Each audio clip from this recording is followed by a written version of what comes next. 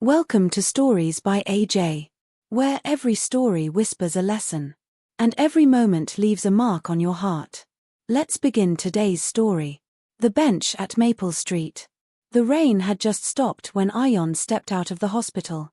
The sky hung low and grey, and the smell of wet asphalt filled the air. He paused under the awning, the world spinning quietly around him, nurses moving briskly inside, a distant siren echoing, the faint hum of machines still haunting his ears. For hours, he had sat by his mother's bedside, watching the slow flicker of life fade from the monitors. When the final flatline came, there was no drama, no grand farewell, just a tired sigh from a soul that had fought too long. Now, standing outside, Ayaan felt a strange kind of stillness, as if the world had moved on and forgotten to take him along. He adjusted his damp shirt, his fingers trembling slightly. The ID band still clung to his wrist. Ayaan Malik, 28, sun attendant. He began walking aimlessly. The city didn't notice. Cars hissed by, spraying puddles. A street vendor pulled a plastic sheet over his cart. The world went on, as it always does, indifferent to individual heartbreak. Ayaan's shoes splashed through shallow water as he wandered toward Maple Street Park, a place he hadn't visited in years. It was small, tucked between an old bookstore and a closed-down cafe. There was nothing special about it, except a single weathered bench beneath a sprawling maple tree, the kind that looked older than the buildings around it. He sat down heavily, his umbrella resting beside him, and finally let the exhaustion catch up. The rain still whispered through the leaves, soft and uneven. The wood beneath him was cool, damp, and strangely comforting. He stared ahead, not really seeing anything. Just the blur of headlights through the trees, the occasional sound of water dripping from a branch. And then, quietly, the tears came, silent at first, then steady, like the rain returning for one last goodbye. Time passed, maybe minutes, maybe more. Ayaan didn't care, until he heard the faintest rustle beside him. Someone had sat down on the other end of the bench. He didn't turn right away. He only noticed the subtle movement, the faint creak of wood, and a presence, gentle, unintrusive, but undeniably there. Then came a voice, soft and uncertain. "Rough day." Ayaan blinked, wiping his face with the back of his hand. "You could say that." There was a pause, then a sigh. "I'm sorry. I didn't mean to intrude. You just looked like someone who needed to be asked." He looked up for the first time. She was about his age, maybe a year or two younger.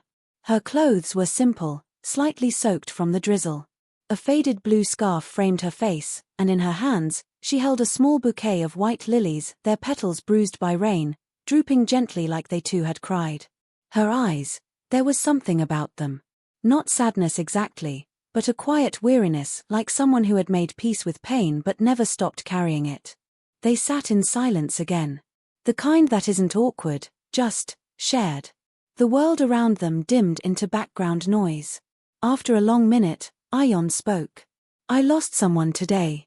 The woman nodded slowly. "So did I." He turned slightly, curious. "You're my husband," she said softly. 2 years ago. Car accident. On this day." The words lingered between them like fog. She glanced down at the lilies, her fingers tightening around them. "This was our place. We used to sit here every Sunday. Laugh about nothing. Plan a future that didn't happen."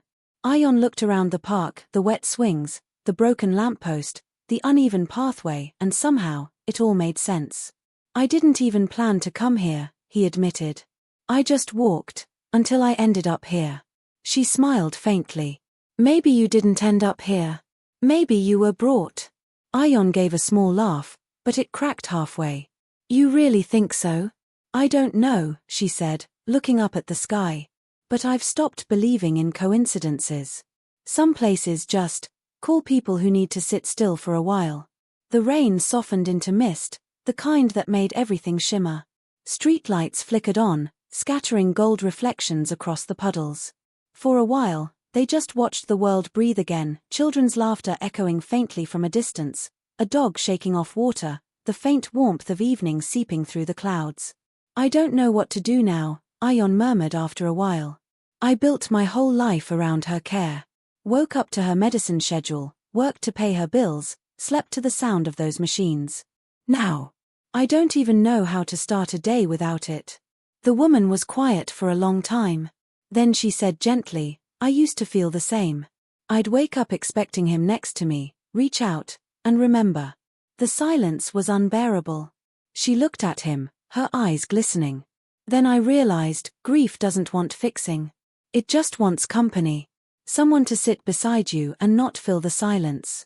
Her words settled deep in his chest. He nodded slowly. You seem okay now. She smiled, a small, tired curve of her lips. No. I've just learned to live between the pain and the peace. You will too. They sat there, two broken souls mending quietly in each other's presence. The rain had stopped, but neither of them seemed ready to leave. Eventually, she stood up, brushing the damp from her scarf. I should go. But take this. She placed one of her lilies on the bench between them. For your mother. Ayaan looked at it, then at her.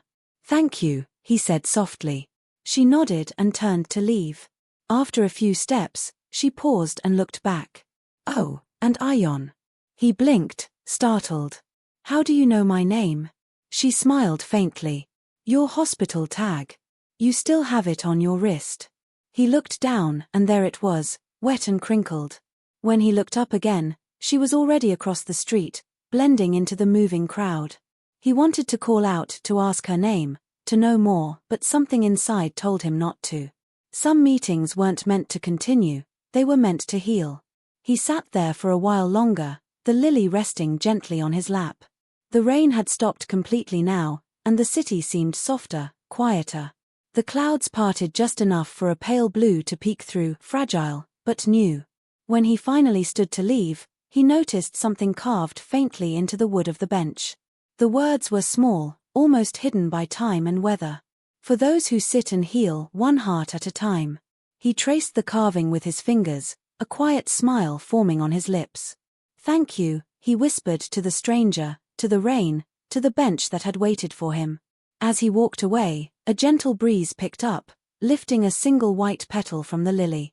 It drifted through the air, spinning softly, before landing on the exact spot where she had sat a day. For the first time in days, Ayaan breathed deeply and it didn't hurt as much. Moral of the story. Sometimes, strangers are the angels grief sends when we're too broken to pray. Outro. You've just listened to Stories by AJ. Where every tale teaches, touches, and transforms. If you felt the message, like, share, and subscribe for more heart-touching stories.